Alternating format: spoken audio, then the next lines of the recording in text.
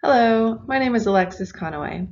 Today I'll be sharing my research proposal entitled Staying in the Game, Exploring the Work-Life Balance of Directors of Operations in Division I Collegiate Athletics. Before jumping into the study, I want to provide a few definitions that will be helpful to know. I'm sure most of us have heard the phrase work-life balance. For the purposes of this study, work-life balance will be defined as achieving satisfying experiences in all life domains to a level consistent with the salience of each role for the individual. Simply put, work-life balance is being satisfied in all areas of life. It's not that every area is equal, but rather that it matches the level of importance determined by the individual. So basically, the things you care about are also what you're putting the most time into.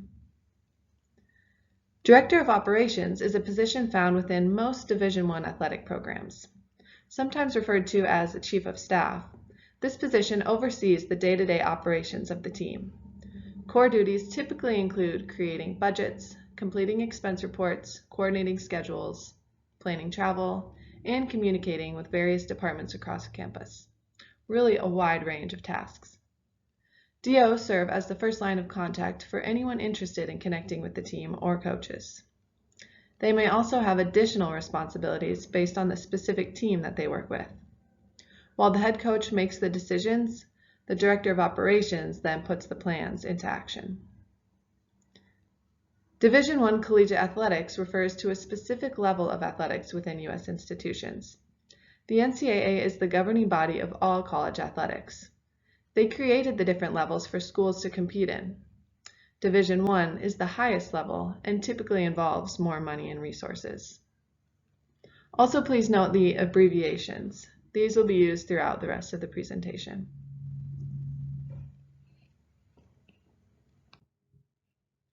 Now that we understand the language, I'll begin by providing a brief overview of the study, including my experience, the existing research, the research purpose and questions, and the supporting theory behind the study. My interest in this topic really stems directly from my experience in D1 athletics. I competed for a volleyball team at a D1 university for 4 years. The team had a director of operations, which is when I was first exposed to the position. I now work as a director of operations graduate assistant at a different D1 university. And there I interact with the DOs in all the other sports. The opportunity to observe the position at the two different universities gives me the ability to really understand and connect with them in a deeper way. Also, working in the midst of the field while staying a bit removed since I'm not actually a full-time will enable me to conduct the study with less bias.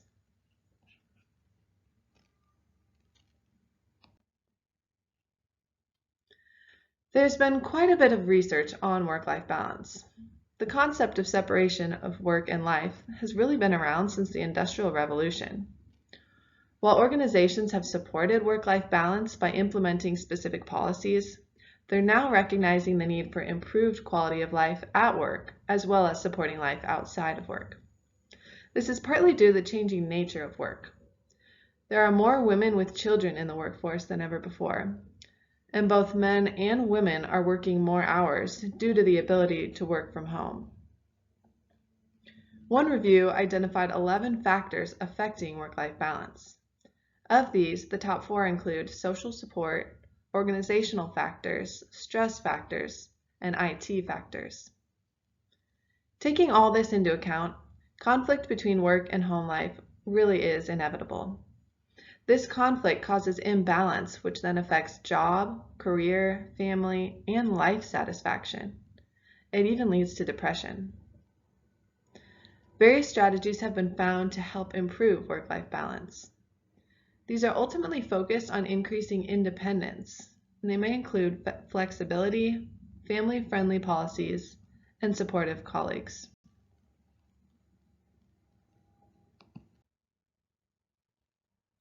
Work-life balance has been studied to various degrees within collegiate athletics. A high amount of literature exists on the work-life balance of coaches.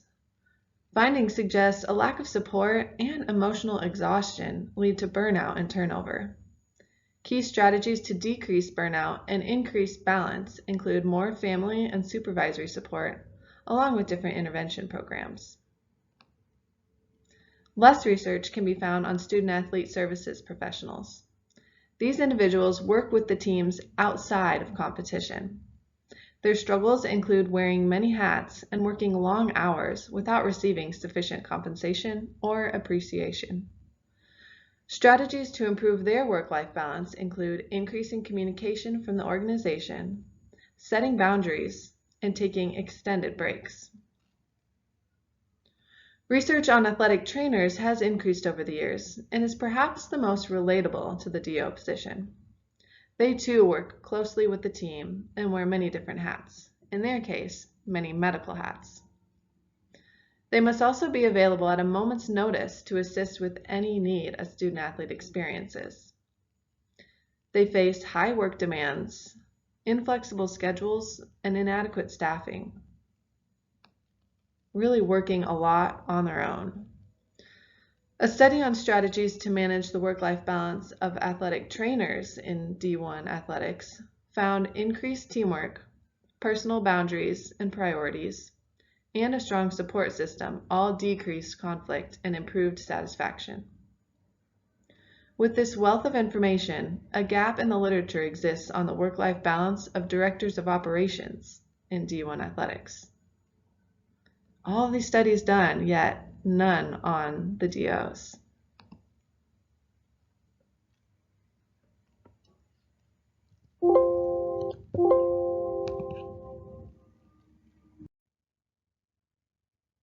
That leads me to my research purpose and questions. The purpose of this study is to discover the challenges of maintaining work-life balance for directors of operations in Division I collegiate athletics, and to identify the internal and external strategies to overcome them at two major public institutions in Central and Southern U.S. Specifically, I will look to answer the following 4 questions. What are the challenges of balancing work and life as a director of operations in D1 collegiate athletics? What individual practices help with this balance? What institutional support helps with this balance? And what additional support or practices would be helpful?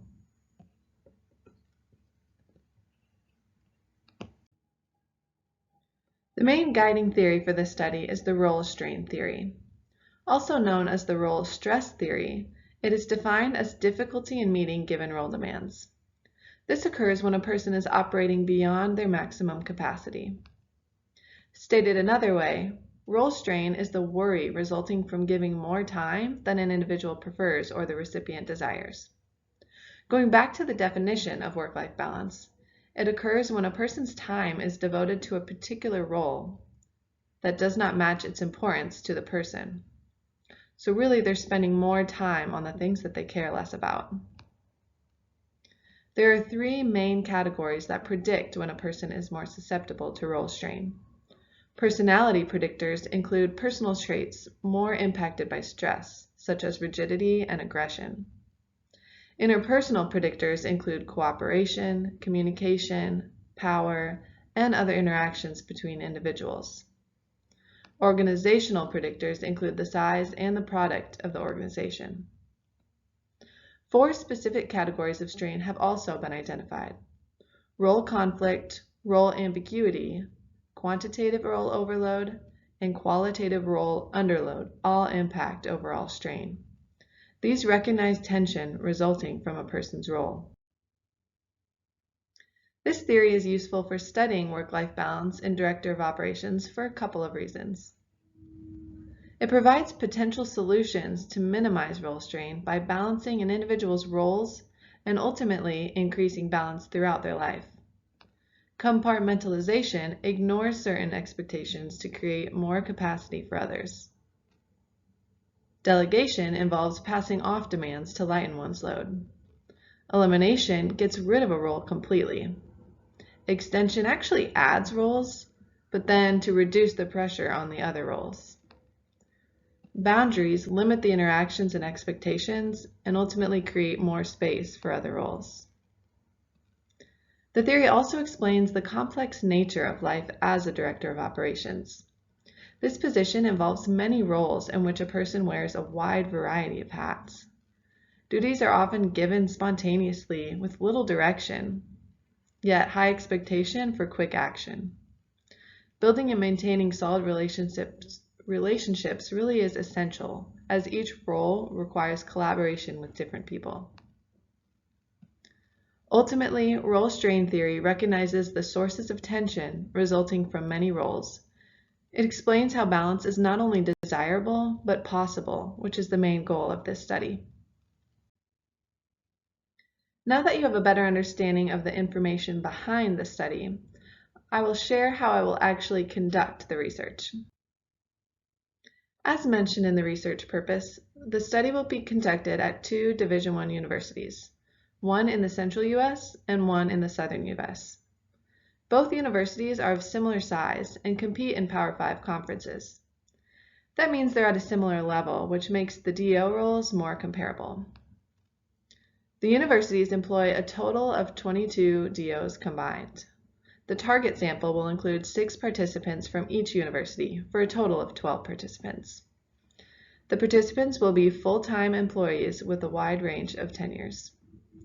Males and females will be included, but more females are expected to participate due to a higher female-to-male ratio in the sample pool. This is pretty standard across the country. Ages will range from 24 to 60. Before initiating contact, approval will be granted by the governing institutional board.